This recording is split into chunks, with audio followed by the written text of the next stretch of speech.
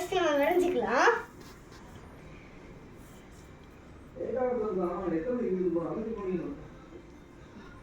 First நம்ம ஒரு கோடு போட்டுக்கலாம். கீழே கோடு போட்டுக்கலாம். அடுத்து இங்கிட்டு இப்படி போட்டுக்கலாம். ஒல்லியாவும் போடலாம், குண்டாவும் போடலாம். லாஸ்ட் இங்க வரும்போது மட்டும் கொஞ்சம் குண்டாக்கணும். அடுத்து இங்க இருந்து ஒரு ரவுண்டு போடணும்.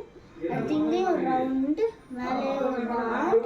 அடுத்து கீழே இருந்து டேஷ் டேஷ் டேஷ் அப்படி போட்டுட்டே வரணும்.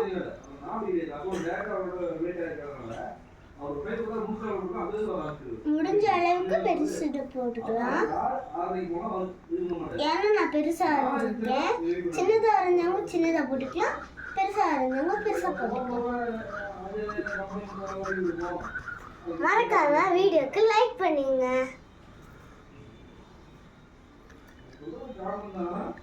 போட்டேன். இந்த வீடியோவுக்கு கஷ்டப்பட்டு நான் லைக்லாம் போடுவீங்க, அதனால கொஞ்சமாவது போடுங்க. நம்ம கொஞ்சம் பெரிய லீஃபா போடலாம். அடுத்து இந்த சைடும் பெரிய லீஃப் போடலாம். அடுத்து வந்து பேண்டை லூஸ் பண்ணிக்கலாம். பேண்டை லூஸ் பண்ணல, பேண்டை டைட் ஆக்கிக்கலாம். அடுத்து வந்து இந்த சைடு வந்து நம்ம மேலே கொஞ்சம் தூரமாக போகலாம், சரியா? அடுத்து வந்து நம்ம இந்த சைட்லேயும் மேலே கொஞ்சம் தூரம் போகலாம். எனக்கு கொஞ்சம் வளையல, அதனாலே நான் நேரம் ஸ்ட்ரைட்டாக போடுறேன். இந்த மாதிரி போட்டுக்கலாம், சரியா? அடுத்து